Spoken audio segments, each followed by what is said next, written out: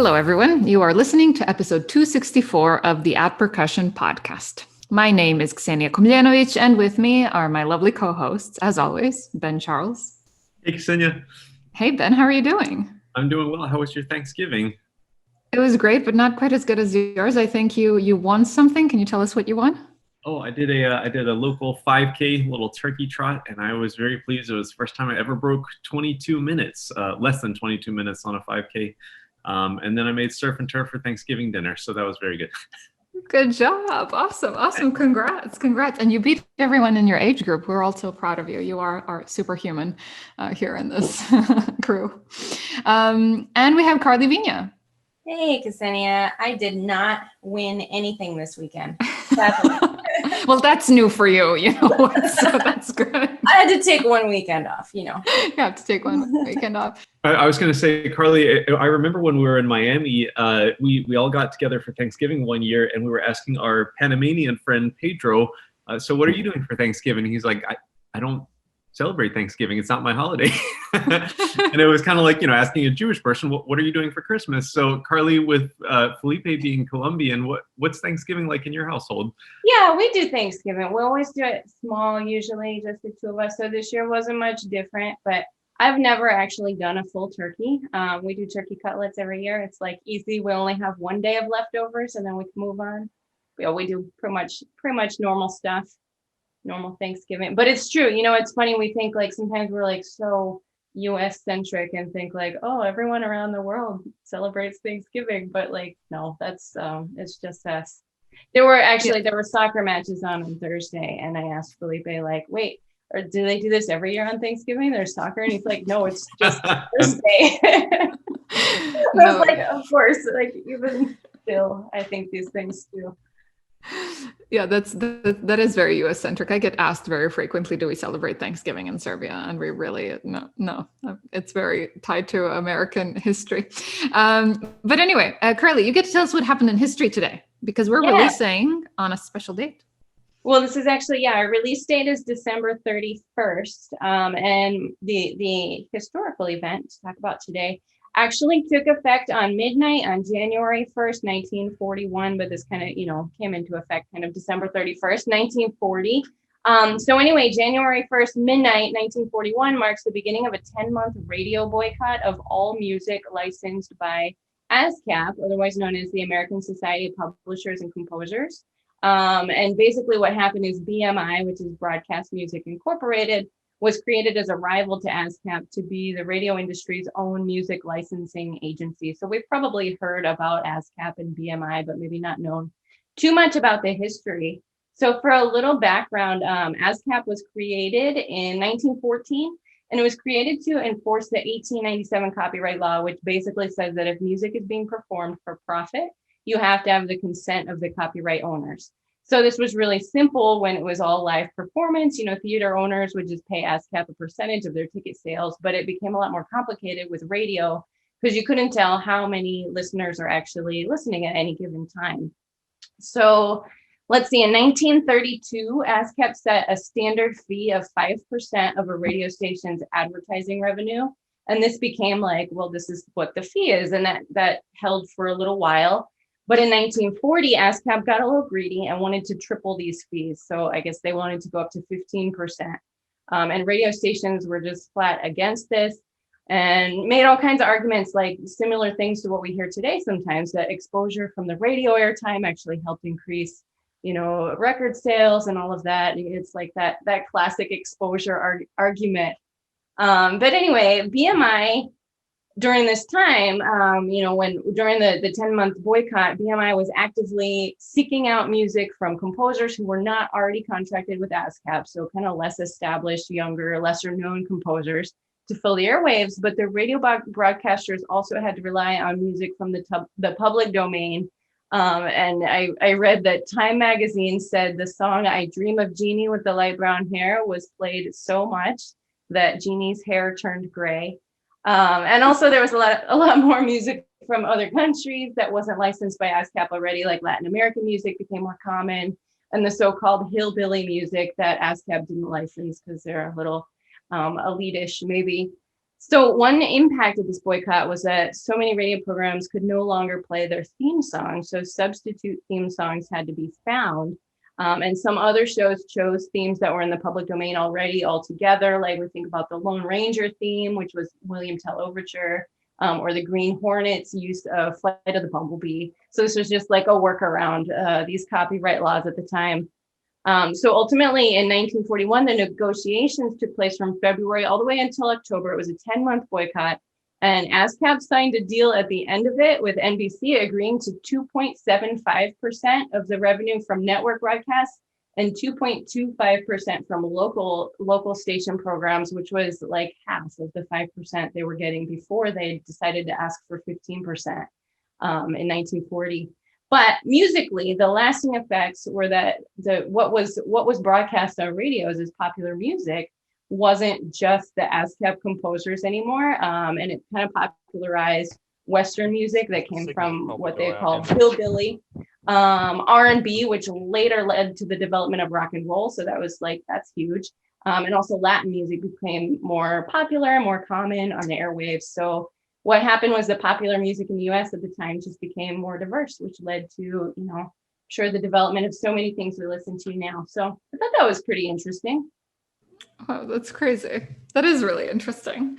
I think I've maybe mentioned it on the podcast before, but it's interesting to me talking to my music appreciation class that like in the time of Beethoven, if you wanted to hear Beethoven, you had to go somewhere where they were playing Beethoven. And there were actually, I remember learning about music history, piano reductions were really popular. Like people could get the piano reduction of Beethoven's Fifth and play that at home. And that's how they experienced that music.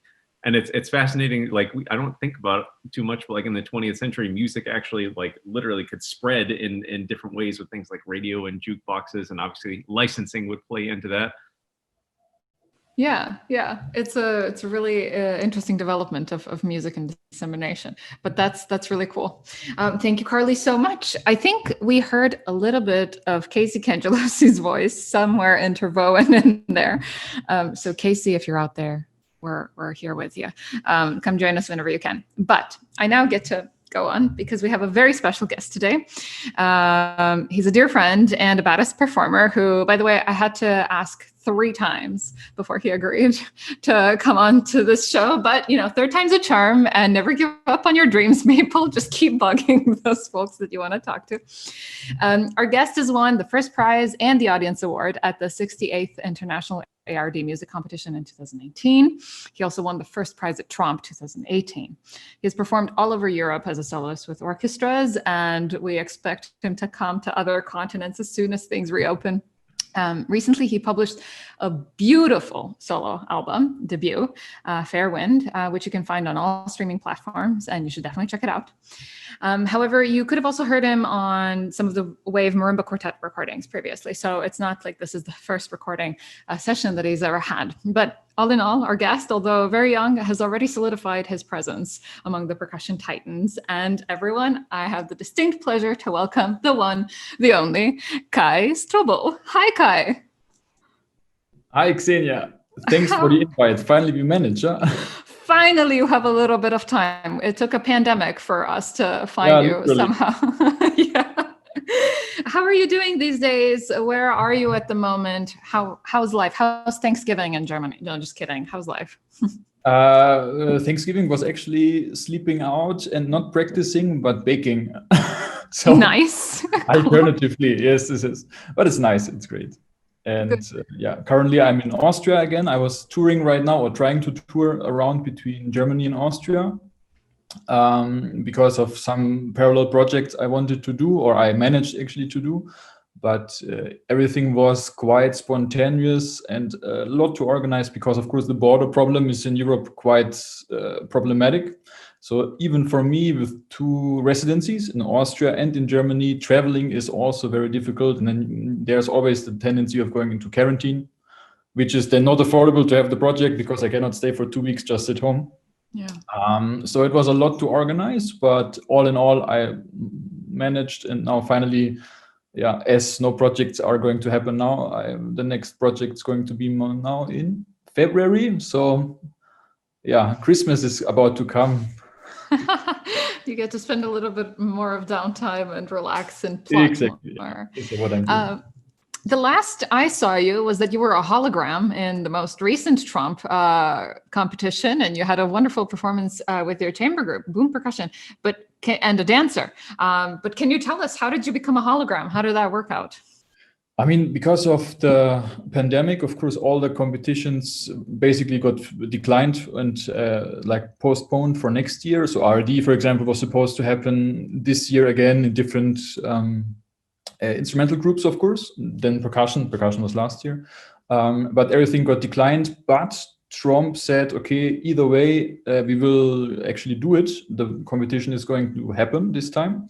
But everything had to happen, alternatively. I think Arthur said something already something in a previous podcast, I think.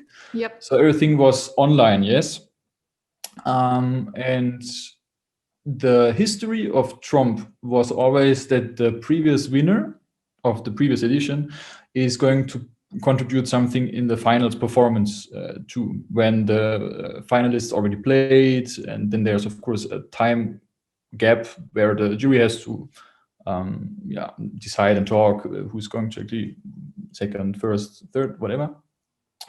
And they wanted me to be there, of course, too. But now with Corona, everything got very alternatively. They tried to make me actually be there in person.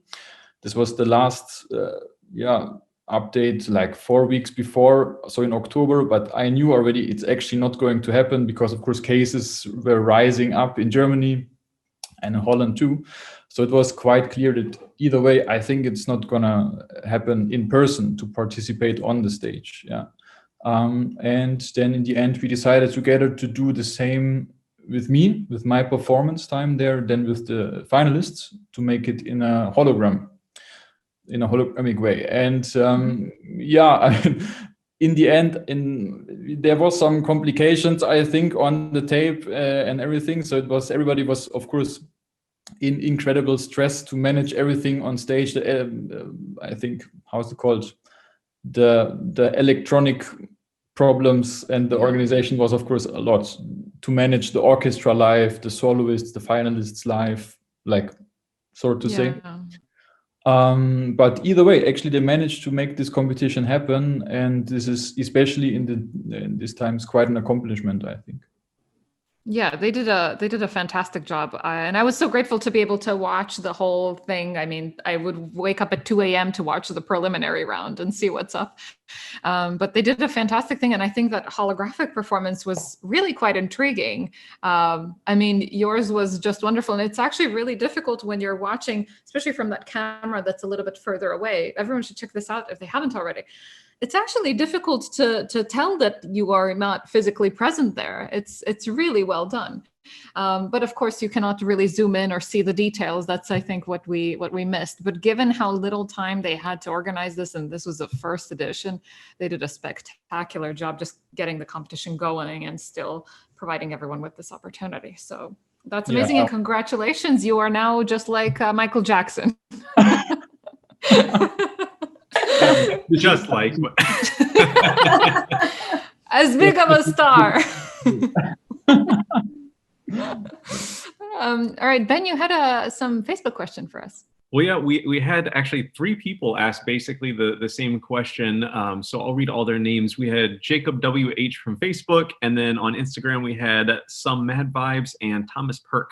All asked basically the same question of, Dear Kai, love your playing. How do you practice and memorize big pieces such as Merlin or Rebonds? All the best.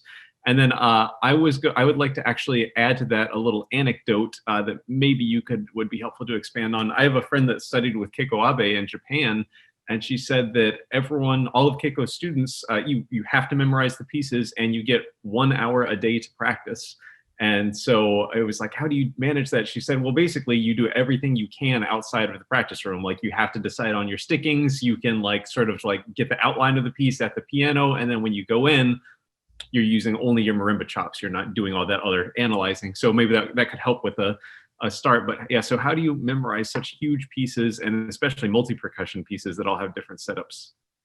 I mean, basically it's the general process of learning by doing. You just have to repeat. This is at least how I'm starting memorizing pieces, is just repeating the pieces over and over again.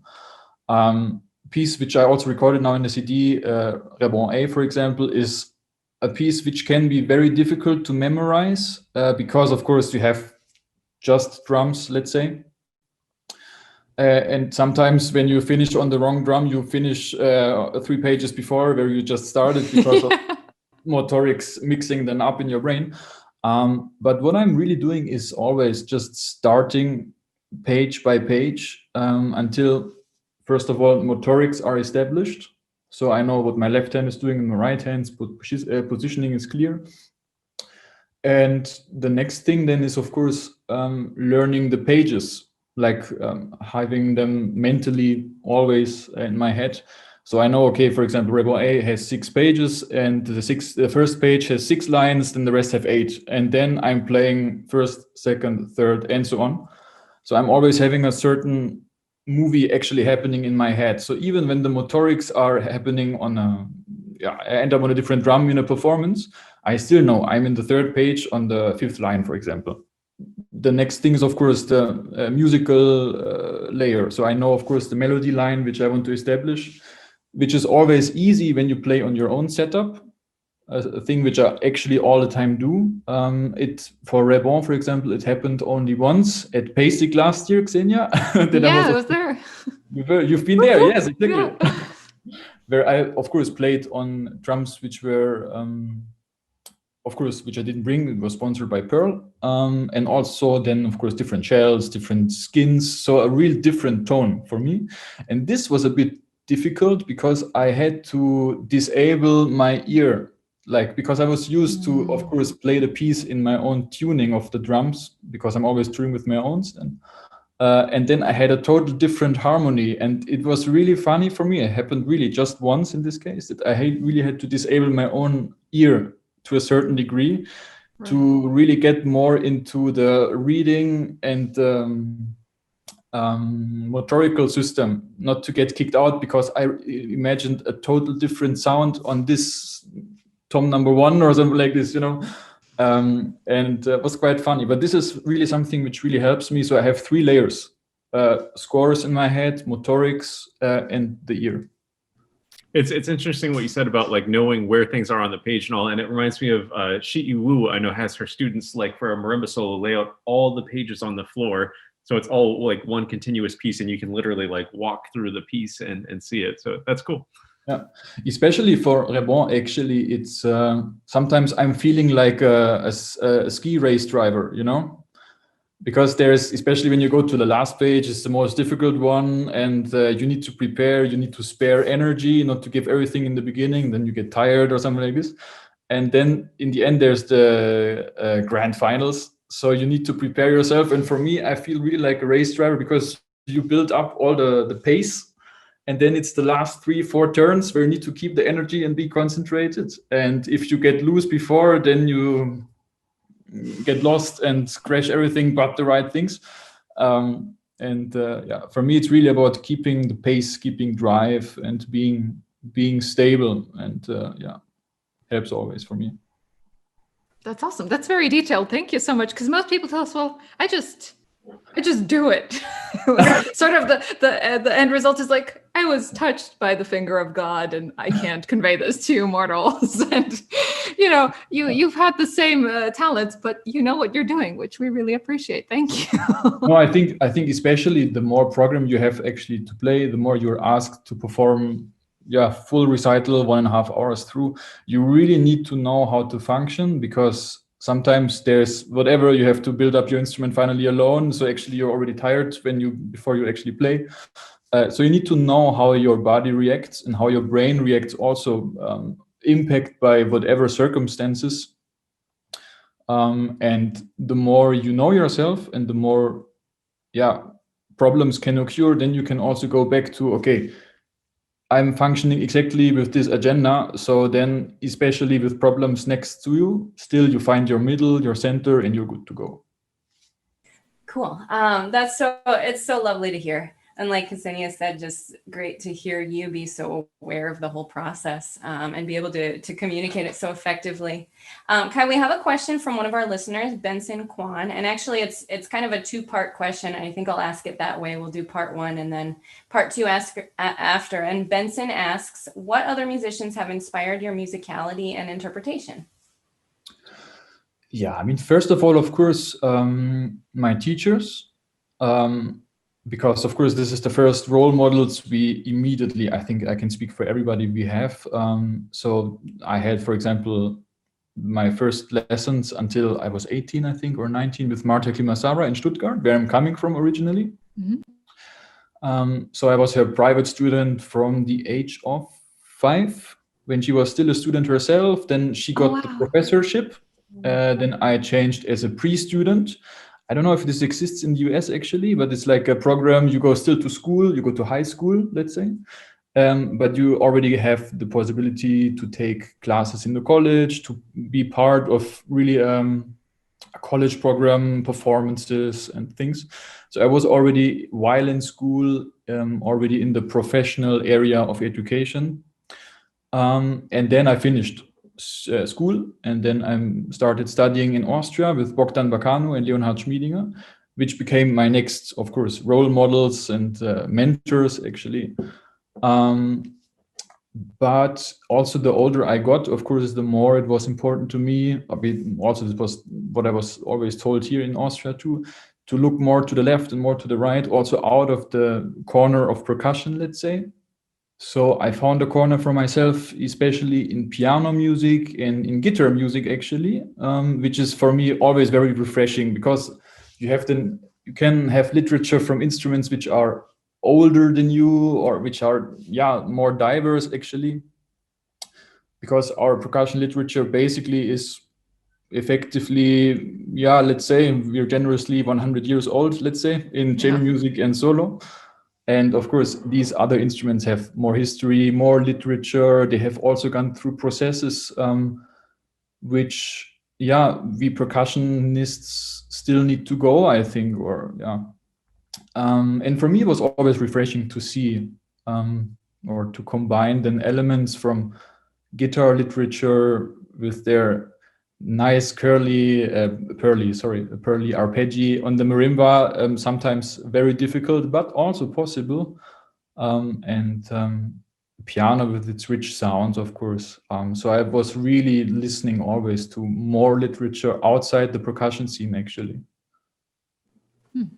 Is there any music for, this is not Benson's question, this is just from me, any music for piano or guitar that you have discovered recently that you're very excited about? I got excited now actually about the second movement of the Istorm suite of Debussy, because I was already 1 year ago now arranging, or it was now 2, I think, arranging the first movement of the Istorm suite, Pagode. And now I was searching for more literature, and I was really struggling through the romantic area of piano literature, and figured out that actually the range of sound is already too wide to match it for percussion or for mallets, especially now in this case.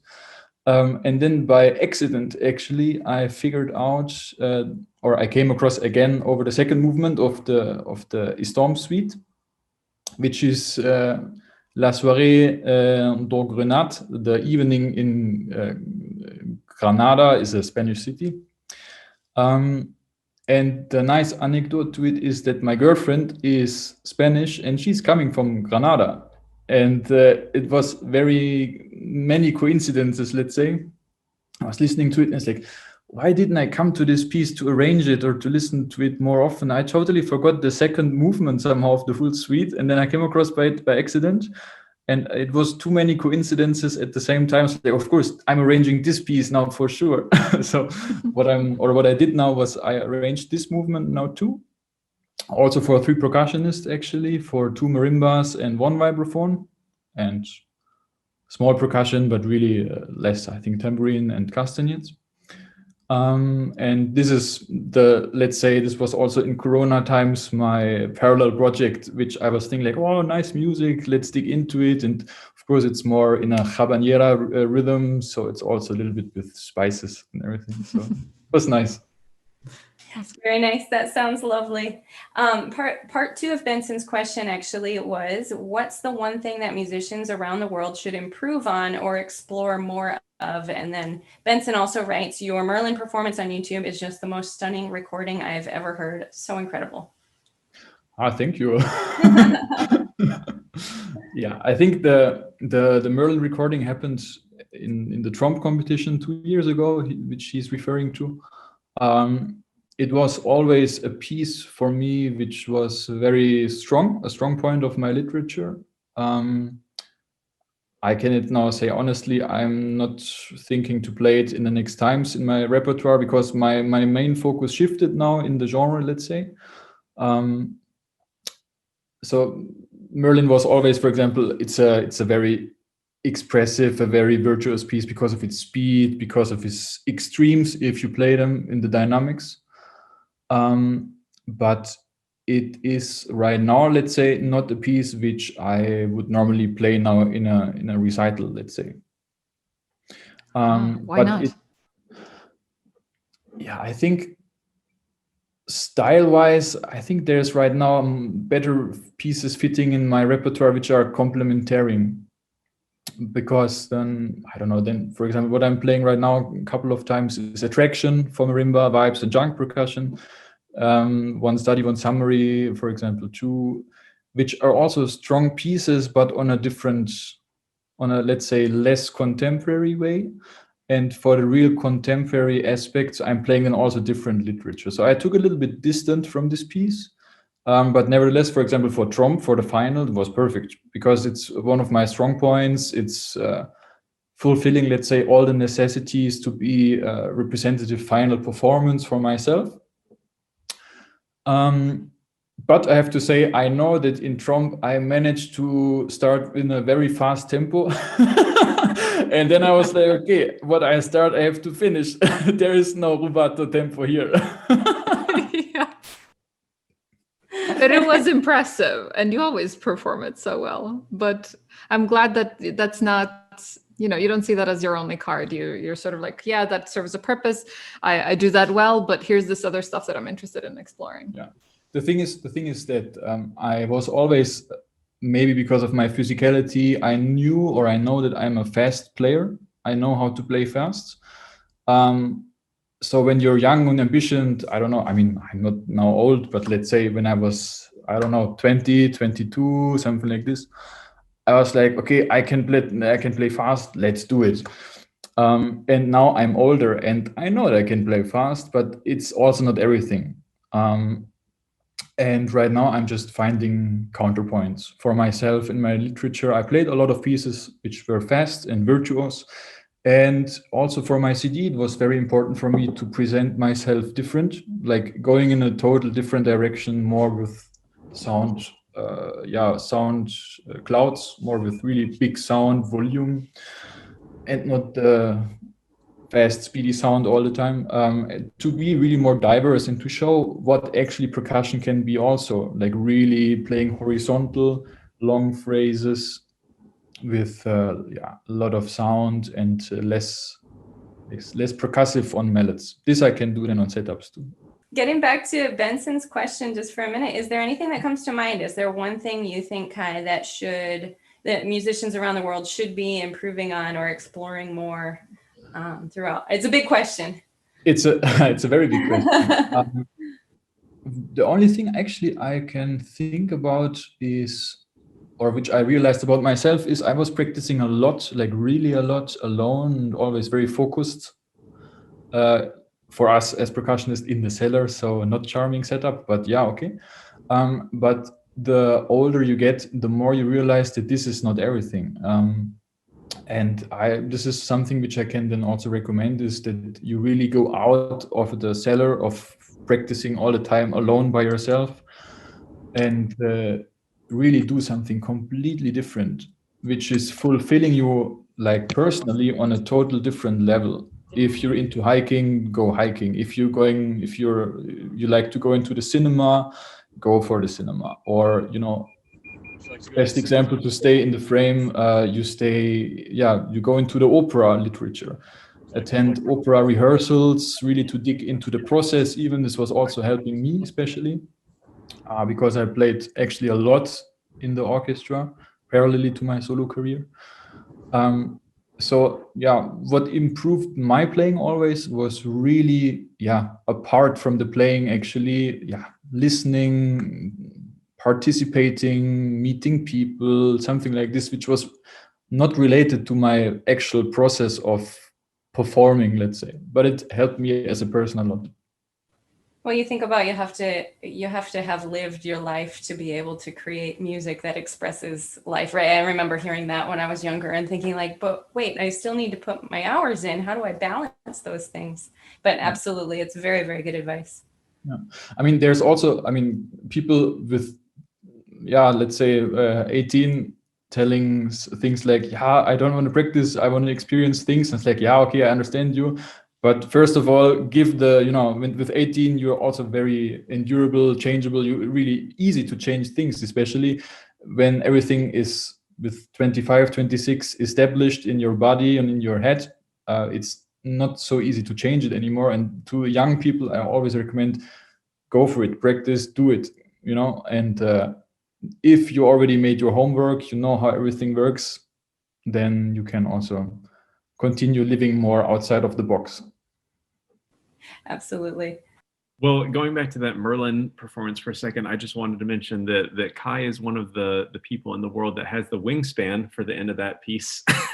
So if anyone's familiar with the end of Merlin, it stretches the entire length of a 4.6 octave marimba. And I was in a lesson with William Mersch, who that piece was written for, and I was playing the Bach F major invention that has the hands spread not that far apart, but pretty far apart. And I asked him, like, how do you do this? Like, how do you do pieces like this or Merlin? And he was very proud to stand up and say, well, I can actually reach it, which I can't. So congrats, Kai, on your amazing wingspan on Merlin. I think that really sells the performance. But one thing I noticed in Kai's playing, and a couple other people actually asked questions about this. So again, I'll just sort of mash the questions together, but we had Instagram questions from Igor Tiozo and Grigory Osipov that both basically asked the same thing. One said, what's the philosophy behind your strokes? And Grigory said, I am really curious how someone can achieve such gigantic phrases with his movements. Have you been taught to play with really distinctive gestures from the beginning, or have you played like, other mortals and then transformed your technique? If so, how much time did it take you to learn this approach, and how does it require physical preparation and stretching? Maybe you could provide some tips on how to start working in this direction. I'm a big fan of yours. And then Antek Olesik said, what are some good gym exercises for faster marimba chops? Okay. This is now a lot. What was the first question now again? I forgot the first one. Basically, how did you develop this? And I'm sure it has a lot to do with Bogdan, but this very fluid but very large marimba technique. The main thing basically is that we took the marimba, or like mallets in general. It's also one reason why I went in the end for studies with Bogdan and Leo, is that the approach on the instruments, Leo is percussionist and timpanist, let's say, just and Bogdan for mallets, of course. And the thing is that the philosophy is the same. And I learned a lot on technique on the marimba through Bogdan, but his philosophy comes from orchestra, from timpani playing. And the approach how to play the mallets is the same how to play the timpani. It's with weight, with arm balance, with weight, with ankles, how to handle sticks and everything. So the approach is basically nothing special, but comes as you would play the timpani, just of course with different hardware. But basically not putting instruments as this is exactly snare drum technique, and this is now timpani technique, and this is now vibraphone technique, and this marimba, and you're like, and you don't know what to play now anymore with your fingers and what with your arm, or and it was for me always clear that everything is basically coming from the same origin. Of course, the hardware is different, so you need to have, of course, in fine details, always a certain individual mindset about it. But the general aspect about it is just that everything is the same physical sound production. Everything is stroke and then vibrating on. So let's say if I play, or if I have the possibility to play timpani, then I'm playing the same timpani as I would play mallets, let's say, And it helped me like this to also be very strict in my mind, especially when you perform, for example, best example now, ARD, where you have to play really a lot of instruments. You have to prepare, in my case, 3 different setups: vibraphone, marimba, multi-percussion on body percussion or whatever. You need to have a really big snare drum timpani as well. You need to have a lot of inventory in your technique, and you need to know what to apply for what. For me, as everything was coming from the same direction, from the same approach, it was really helping me out a lot, let's say. What about the gym thing? Tell us what you do at the gym, Kai.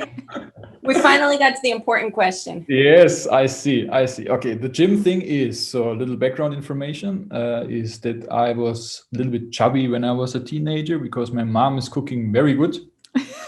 Good job. Yes, this is. And I was, having in my puberty getting scoliosis, so my spine is turned, which was at some point really painful for me to practice snare drum. So you're sitting stable in one position. In the best case, you're leaning forward. And after 5 minutes, my spine was painful. And you cannot sit stable, or you cannot focus on your 2 hands if you're actually unconsciously evading pain in your spine and you're moving. And then you realize, okay, actually, why I'm sitting like this now? So it was a thing for me to find strategies for myself, how to build up background muscles when I don't need to take care now of, I want to focus on my snare drum technique, but I cannot because I'm in pain. You can never succeed, I think. So I found sports as the cure, of course. Basically from this point, I started to do from cycling, running, when in early age also evading weights. But at some point, I actually started playing solo recitals of over an hour, including building down and up setups, instruments, whatever, loading them into the car. And then it was the same. I was like, everything is burning. And you're like, okay, let's play fresh. Okay. And I also realized, actually, let's try, making weights and build up a little bit of muscles that you're actually really also preventing your tendons and, to stay fresh and not get unhealthy because you lift the conga over the setup or the classics, So I was starting using weights, never like weightlifting, bodybuilding. I mean, this is far away from this, but just to really do a little bit more than I was used to do. To stay healthy. And it really helped me a lot because in the moment you can lift yourself, 15 times, then lifting the conga, 10 seconds, easy. Yeah. And you're still able to play Rebonds after, and you're not, it's coming. But yeah, for me, this was the physical approach was the main focus. And then I realized, actually also I feel very fresh mentally. To get out of the cellar, to really, sweat it out, also the adrenaline and what is it, cortisol, what you have inside of your body in our practice sessions, and it became somehow my hobby, which of course because of Corona cannot happen now. So I'm doing it now at home, still trying to be fit and movable, but it helped me really physically and mentally in the end at the same. Wonderful. I loved, I mean, when I met Kai finally in person at that PASIC, the last one that happened in person, I just had so many questions. They were very similar in nature, like, how did you become so fast? What are you doing? How do you play this? How do you play that? And he always responds very directly, which is so refreshing. I mean, it's just, it's incredible. Well, we have many more questions that we want to go through, but I guess I wanted to ask sort of a follow-up to what Grigory Osipov asked, and we talked some about this a little bit with Christoph Zietzen also, about this philosophy of sound and how you know, a lot of people connect that to the signature movement, the large movements that create the large sounds. But could you tell us, you know, if you had to teach a Skype lesson or a Zoom lesson to someone and try to explain to them the concept of sound, or if they could do an exercise to try to pursue this sound, what would you tell them to do? How could they even start to embark on this journey? I mean, it's now, of course, it's a big chain. It's a big book you're opening now. Let's keep it short. Basically, what we, let's say, want to achieve, or I'm just claiming this now. The main goal I think we all want to have as general sound is to have a warm sound, a warm resonant. Talking now about vibraphone or marimba, which have resonance. Yeah. And about this, then you have, of course, if you have hard sticks, you will never sound with volume in the bass, of course. But if you have, let's say, a standard stick, you still have the good chances to have a good resonant sound if you have the right technique. And then it's about weight projection. In case you're like, you will never sound voluminous. Okay, of course, easy to understand. And then the next thing is, okay, somehow to get volume, you need to get a lot of weight through this strange stick into your hand, which is for us natural to go with your arm, then somehow to go with your stick on the instrument, to produce really a nice resonance of the instrument. And of course, in the end, you also have the possibility to choose very wool mallets, whatever, but then you have just one octave where you have this technique working and you go higher, then it doesn't work anymore. So we need to be all-rounder, of course. So we need to have somehow it in our hands if we want to sound now with much attack, a little bit harder, or you have a little bit, you want to have more resonance, you get more loose, and you let really the stick go through the bar. And sometimes what people don't understand is that, of course, in order to sound voluminous, you have to have a certain movement, because movement is let's say, the reason to sound. Applies for every instrument, of course. And sometimes people are having just attitudes because it's looking nice. It's like, okay, cool, hands up. But my approach is the total opposite. The movement is, of course, the necessity to sound. So when I'm going up, I have a reason because I want to go down. So everything is plausible in this case. So I'm actually evading extra movements because I'm quite strict where I want to go, where I want to play, how I want to, apply on the instrument. And basically like this, I'm also looking, let's say, in my performances, because everything has a reason why I want to play like this. And sometimes it can be high, but sometimes it's also, of course, not applying, then I'm playing small. Awesome. Well, everyone, you heard it on here, folks, first. Kai just gave us a full-on explanation. All right, so there was one more question which dropped into our Instagram in German, and I won't pretend like I know how to speak German, but I'll pretend like I know how to speak German. This is from dmitrykonovalchuk, who said, I just try, I don't speak German. Let's see if Kai understands. Wie entspannst du dich? Very good. Was it close? Is it a nasty word? No. Ksenija, what does that mean in Serbian? Kako se opuštaš? There you All go, of our that one listeners are on board now. Everyone knows. Everyone gets it. No, but tell us, Kai, what did I ask you? And could you answer the question? He asked, how do I relax? Okay, good. So Google Translate I worked. relax in not practicing. No, I mean, basically this is it. When you practice a lot, I don't know, setup, the first thing what is burning is your wrist and your underarm, let's say, right? So when everything is burning here, I'm flexing my arms in the opposite to open it up, or to make like counter movements, practice something else. It's the same, I don't know, when you play cymbals for 10 minutes straight, everybody can work out as much as he wants. He will not be, able to play so nice marimba or vibraphone after it, because everything is so yeah, it's about not overdoing it. And for example, in really intensive practice sessions, when in the end I practiced whatever, let's say now 12 hours a day, you build up from 6, the next day 7, the next day 8, and then at some point you reach it. So it's really your body is always adapting to it, and you never should go from vacation mode to let's go for it completely mode, because it will never work. And then you can relax as much as you want, you will never achieve it, because your body says, sorry, no, without me.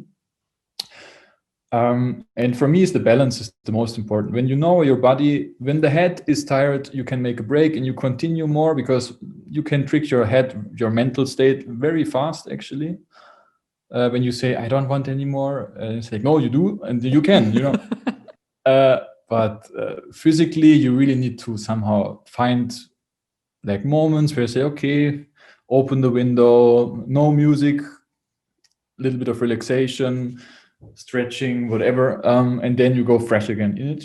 And this is what I can recommend. Always helped me.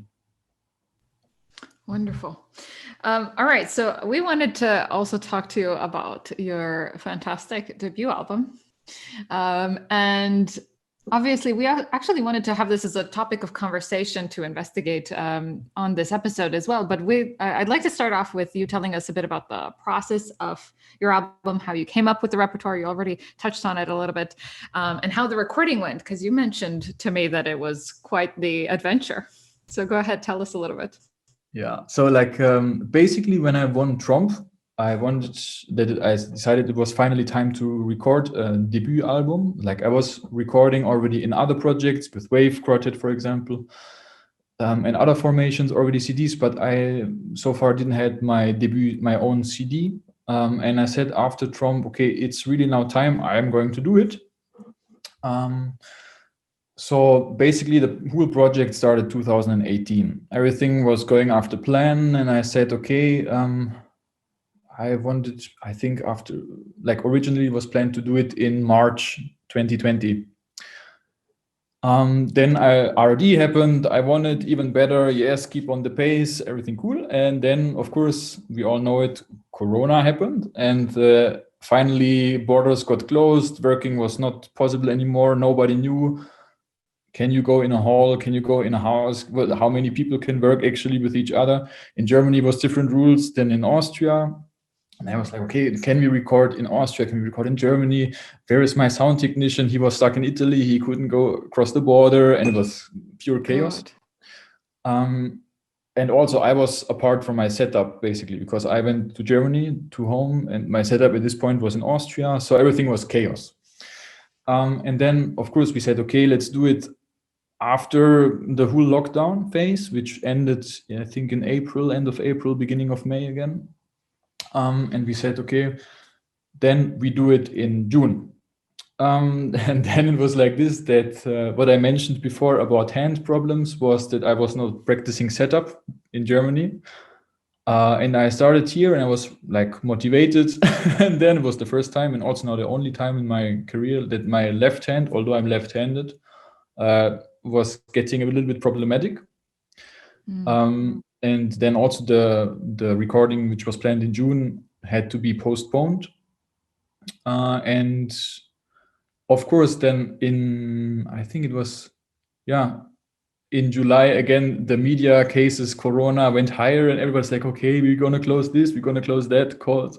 Was again, so I had to have 3 possibilities also to keep in mind where to record, because everybody is in home office, so I could not reach people in the halls available for recording.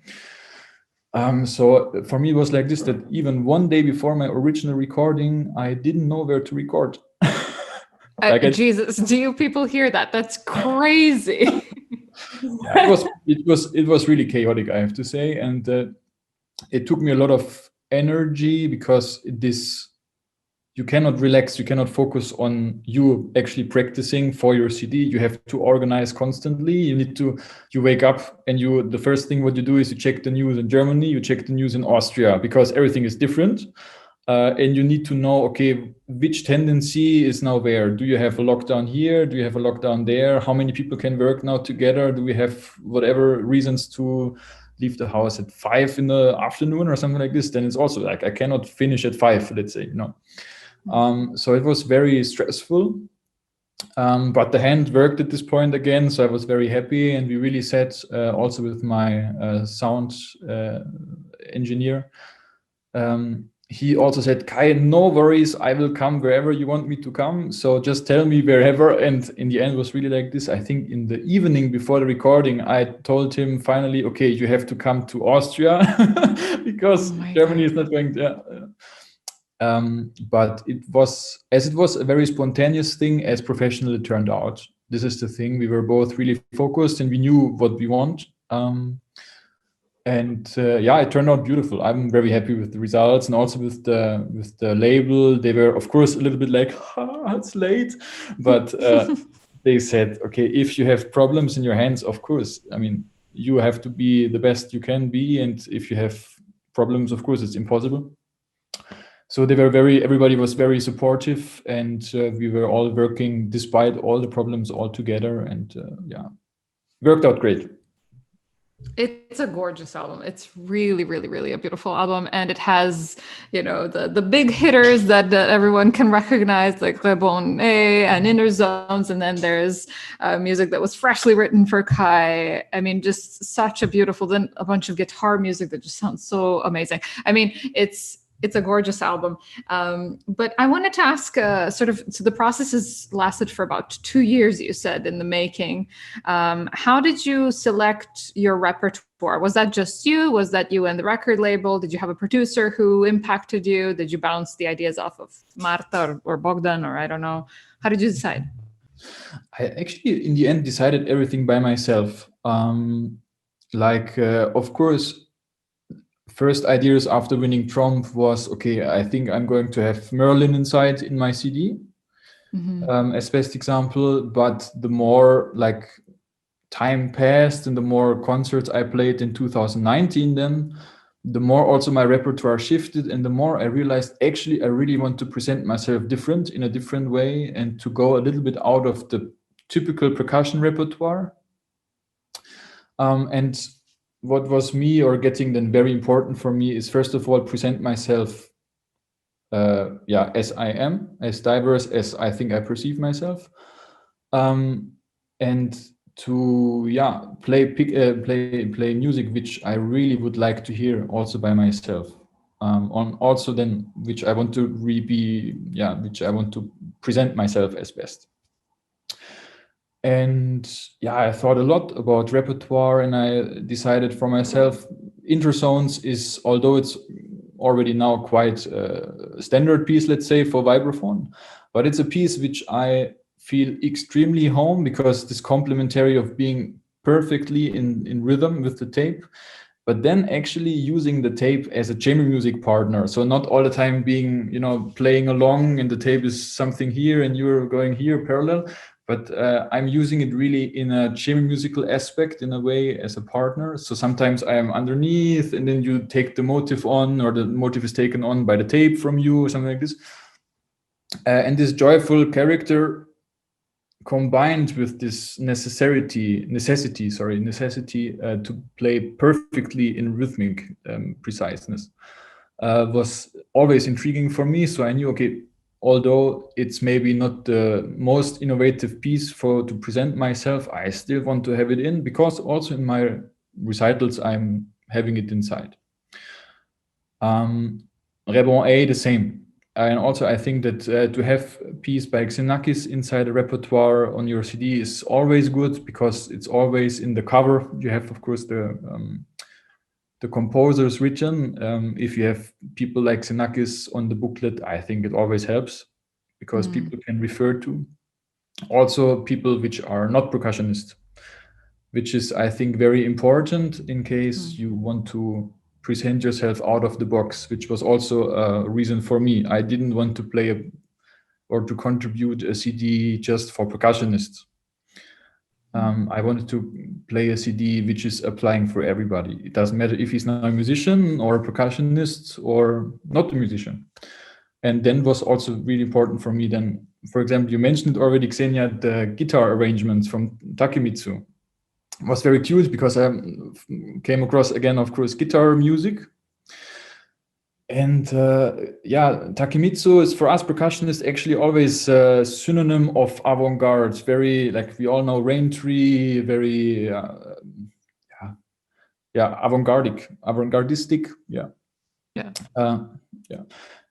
And to hear then his pop music arrangements of old classics, for guitar was for me very fascinating. And I tried a couple of them and I realized actually it's beautiful and they work so nice on the marimba because of the resonance and really to give space, not to be all the time with energy and not to show all the time virtuosity in sorts of energy and speed.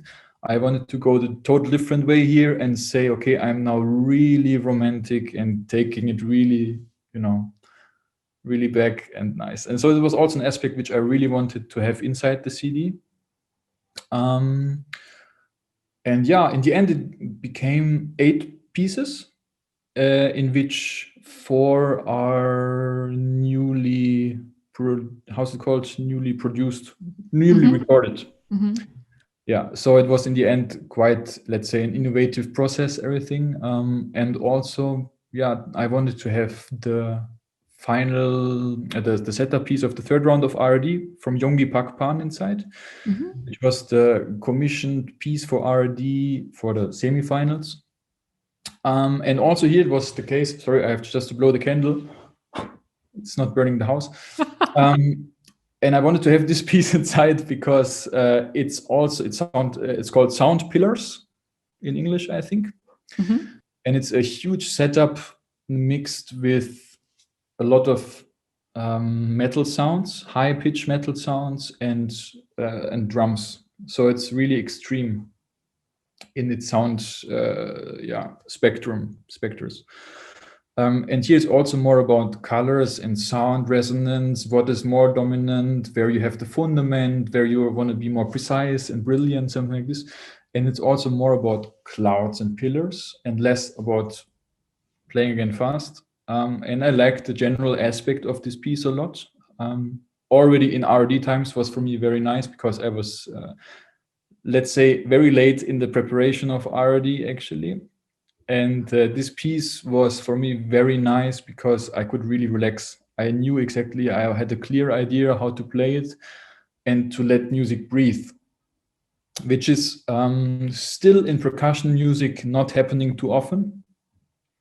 It went far too often into many instruments and a lot of happening and a lot of speed and everything at once, and you actually don't realize what is now gong, what is now tubular bell, what is now woodblock, whatever. And her composition is very precise, like she's introducing instruments very carefully and then just in motifs. And the whole piece for me was intriguing from the beginning. And I, in the end, then also decided I want to have it on my CD too, because it was a different aspect. And of course, it's contemporary. It's really like, a different aspect as on the CD from this side of genre spoken. And I just, in the end, decided to go as diverse as possible on it.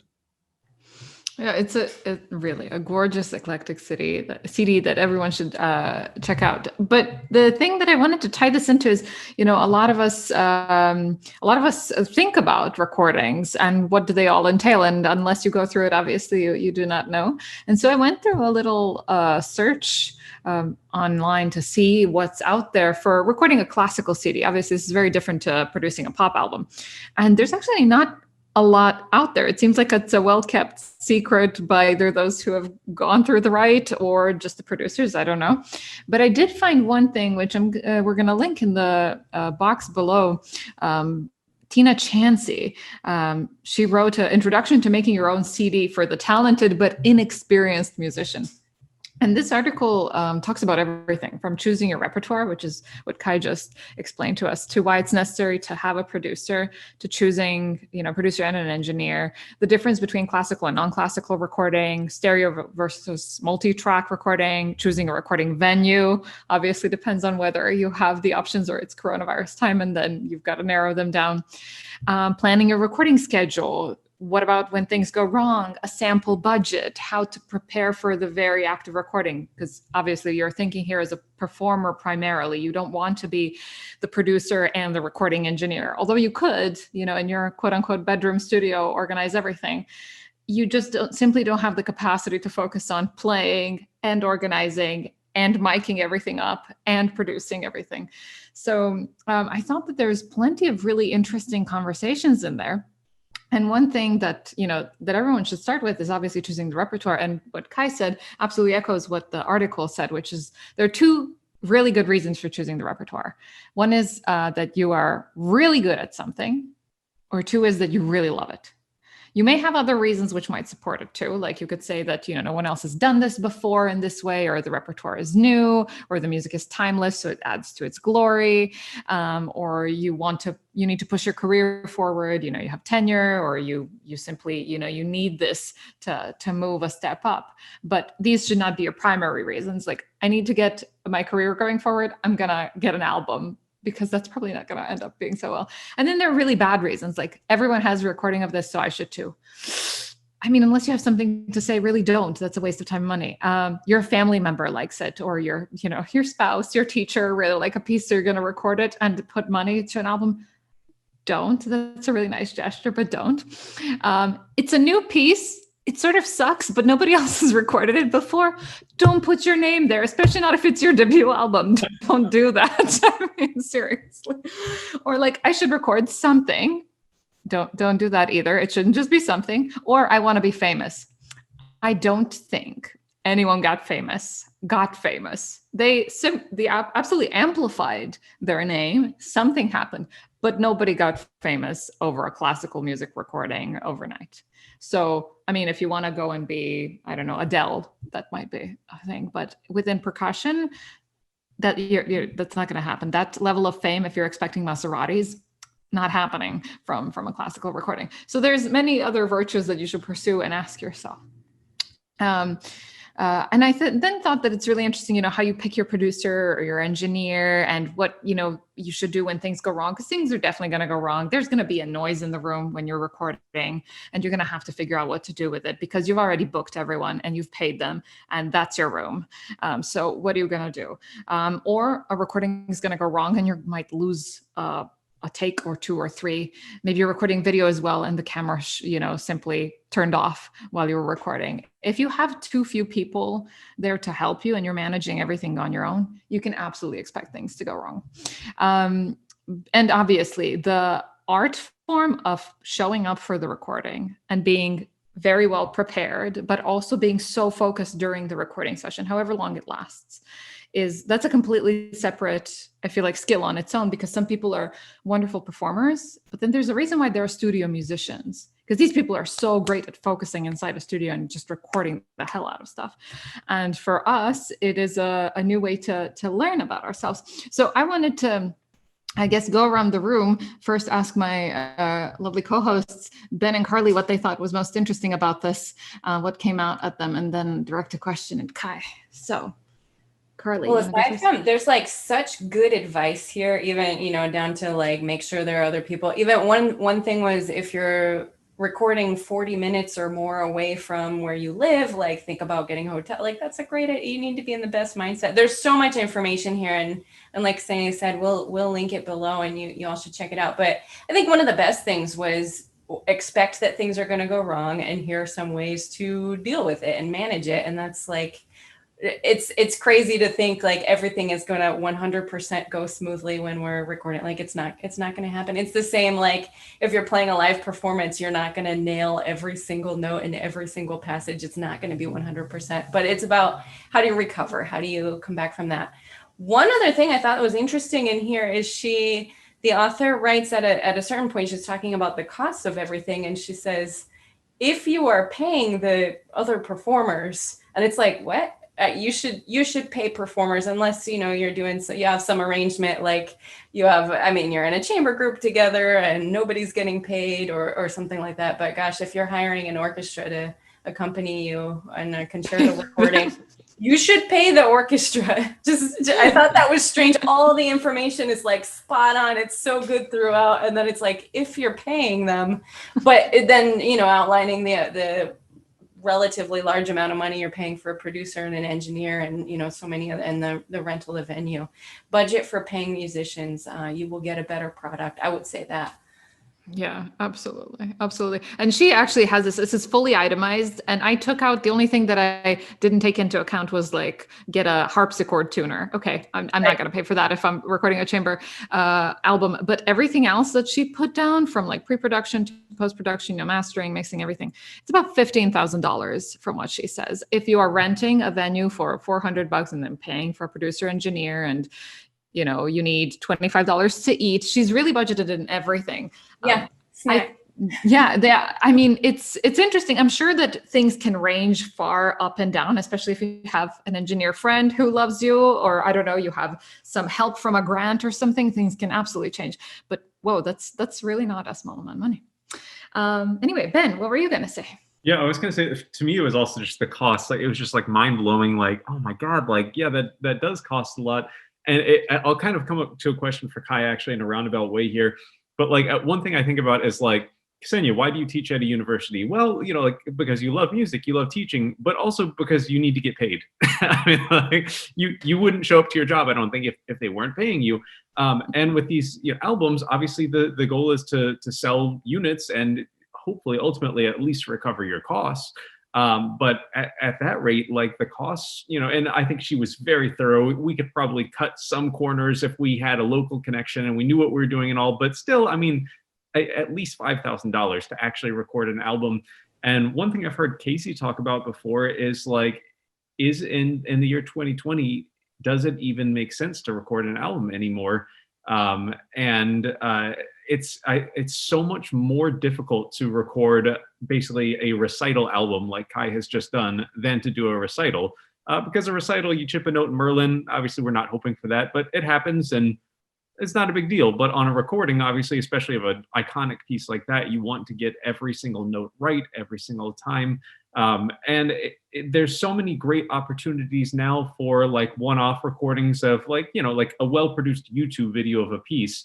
And if you've invested in a nice computer, some nice AV equipment yourself, I think that the idea of going in one afternoon and recording a good quality YouTube video is not, to me, nearly as intimidating as trying to record an hour's worth of music. But even in my experience, like Karli and I recorded John Satha's Kyoto when we were students at Miami. And I mean, it was like a several hours long, very difficult recording session for all of us. I mean, and we worked at it and we got a good recording, but the live performance next to that was, I mean, that was nothing to perform that piece live. And so I guess what I'm getting at here is, and to be clear, I don't think that recording an album is a bad idea. If I made it sound like that, that's not what I'm saying. But Kai, what was it that drove you to I must produce an hour-long full like CD style recording rather than like, yeah, let's do a couple promo videos? Yeah. I mean, this is the thing. Everybody, I think, who wants to make a CD needs to get clear for himself for what actually, right? And for me, or I mean, actually for everybody is nowadays like this, you don't get money out of a CD, let's say. It's not like this that we are getting platinum albums and we are in the end rich like all rock and pop groups. Latest after the streaming was invented in the internet, this is not applying anymore for us. So this was also clearly not my intention. I'm not doing this to get rich because I know nobody is. So yeah, also not me. But I did it because of idealism, and I wanted to really do it. I wanted to make this as a step to say, okay, this is me. I want to present myself exactly like this, and to just say, to shout out to the world, okay, hey, here I am. This is my program. If you're interested, eat it. And of course, for self-advertisement, if you want to get hired for festivals, for other reasons, of course, you need to be accessible on some platform. Let it be now YouTube in a video form or audio, of course. So it was very important for me to really record a CD for myself and to be then represented. And I don't need to work. This is the thing. If you want to be present in media or with some repertoire that people get to know you, you don't need to work for this. If you have a CD, you're accessible whenever people want to hear you. And you can always refer to it. You have a program, you have an agenda, you have festivals coming then to you because they think your repertoire really suits to the festival's purpose. Radios are in the best case also performing or playing your music because it's interesting for them, it's new, and especially I think also for percussion. To have percussion recordings, still there is not so many percussion recordings happening or published, released every year. And I think it's always something special if something comes up. There's of course a lot of piano trios, string quartets, and all the classics, the let's say royal instruments, and when you have then other instruments like harpsichord, like percussion, I mean, at least I perceive it like this.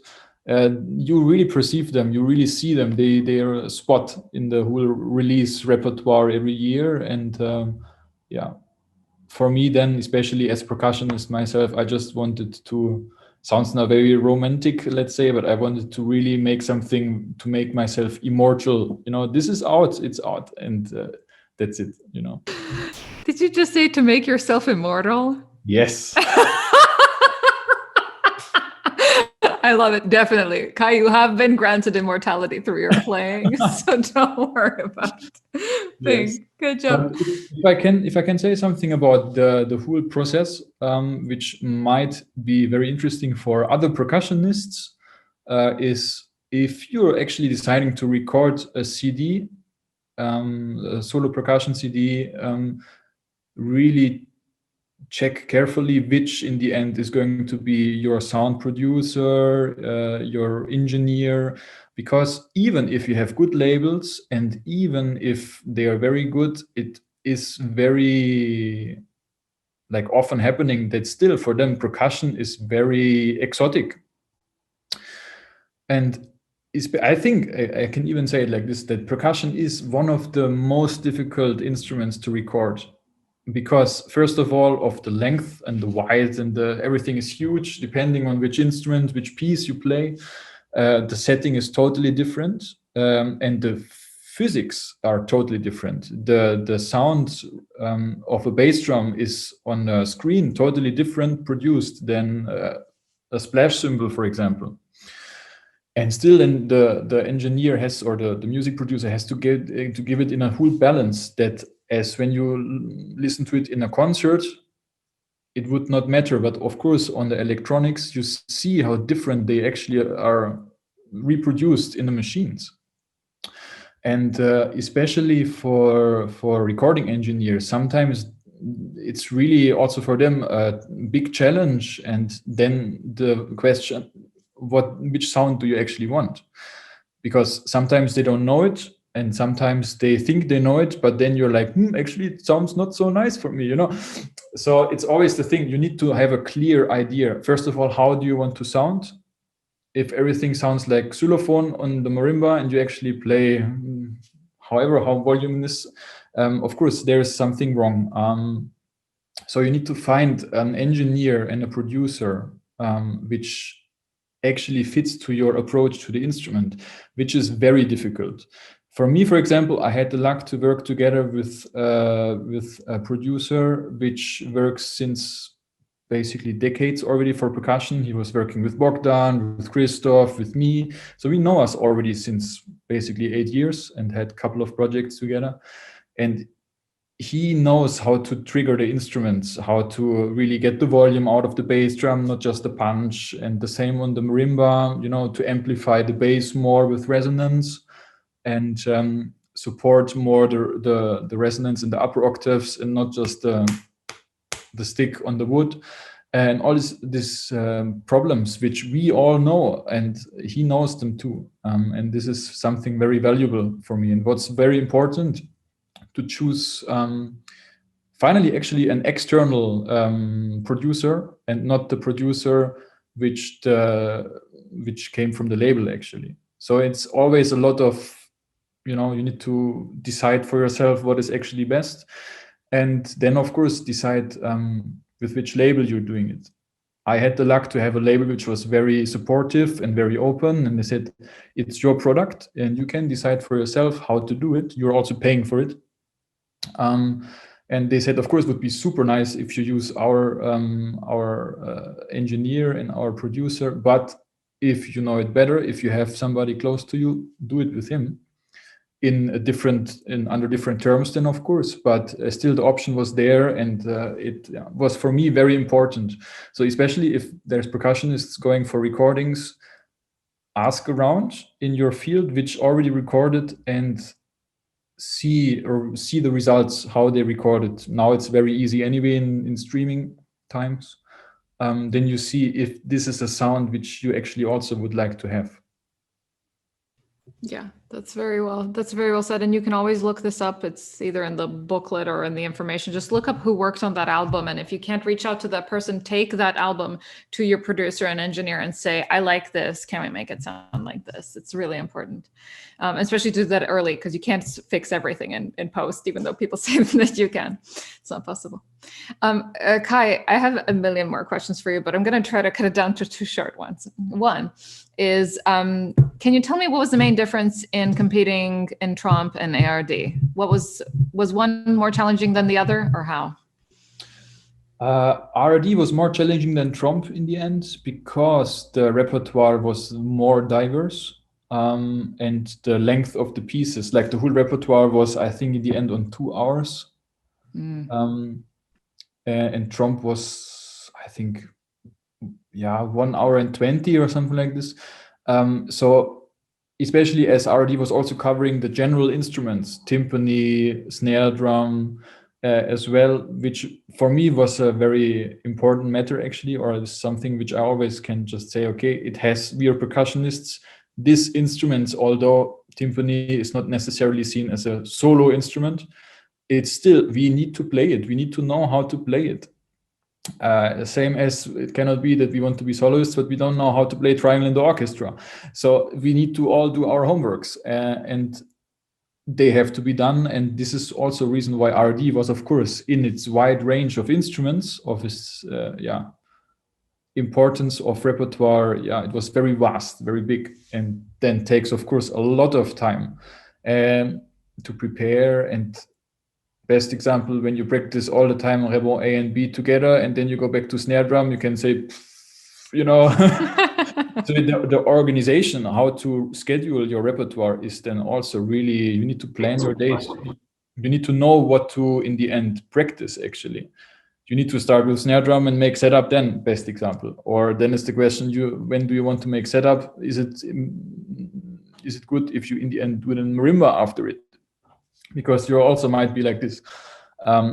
So it's all the questions about how to schedule your day like this. And RD in this was really intense, I have to say.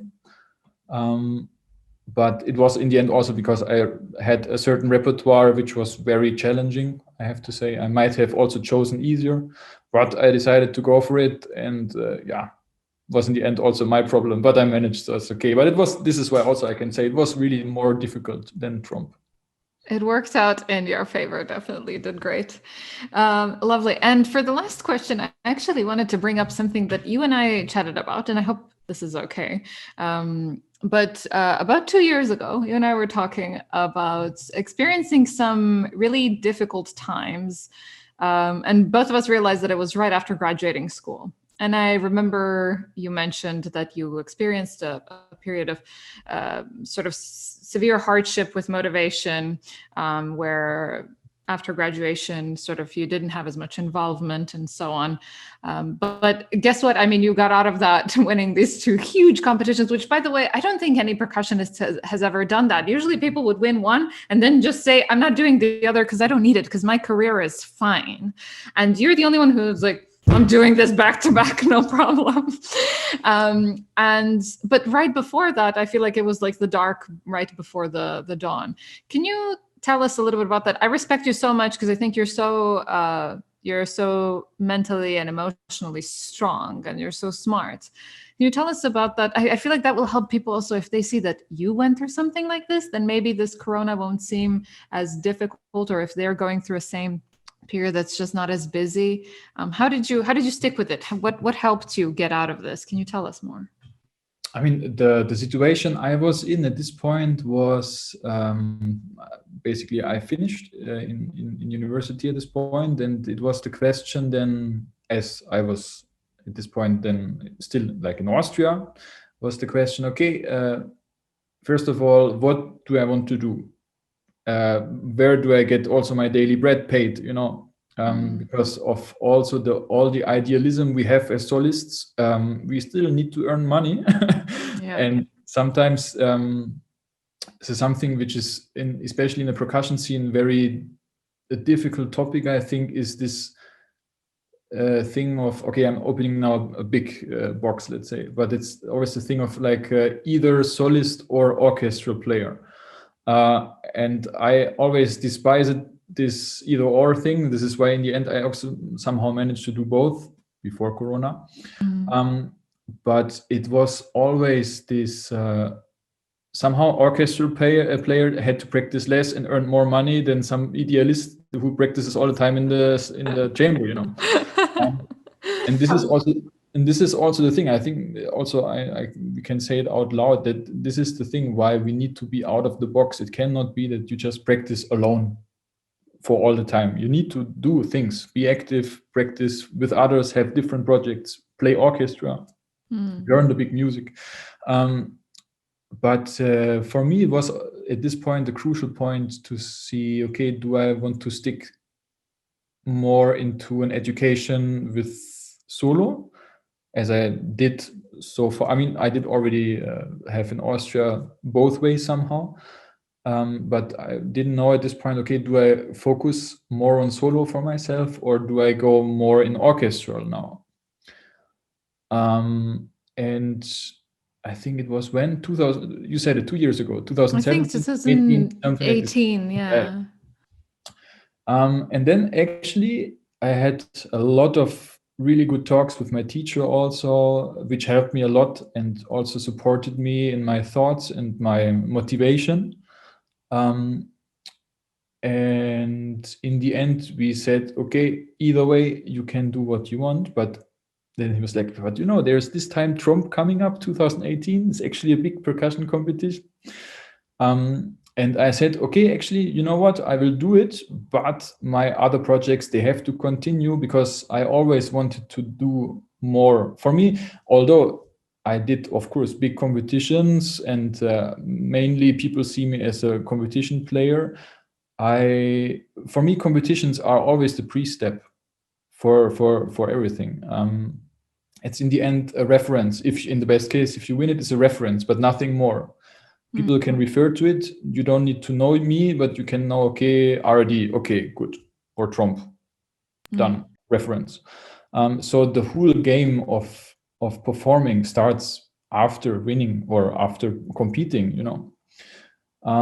And despite then in this time being for me a motivation to continue actually in the solo area, it was a difficult pathway for me, because it's always like this. You practice so much, and then there's sometimes the question like, actually for what, you know? And I think it's a phase which I think everybody is going through at some point.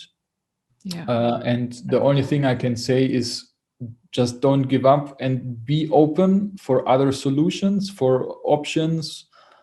Don't stick all the time, like I'm here and nothing is happening. Yes, okay, then go out to the world and have projects, present yourself, be in the scene, do whatever. And then it also turns out maybe in a total different way than we might expect, but still something is happening. Exactly. Well, thank you, Kai, so much for being our guest today. It was a true pleasure. Thanks for sharing all your wisdom with us. Thank you, Karli and Ben, for hanging out. Well, Ben just gave us a wave. It was a silent wave for those who are just listening. It was a fantastic episode. I learned so much, and it's always such a pleasure to talk to you. And thanks again for coming on our podcast. We're glad we finally caught you. Good luck with all your future endeavors, be it February or whenever, hopefully earlier, whenever things happen. But we're looking forward to seeing you on stages very soon. Everyone, we'll see you on episode 265 and then the new 2021, which hopefully will be way better than 2020. Bye, everyone. Happy New Year from the At Percussion Podcast.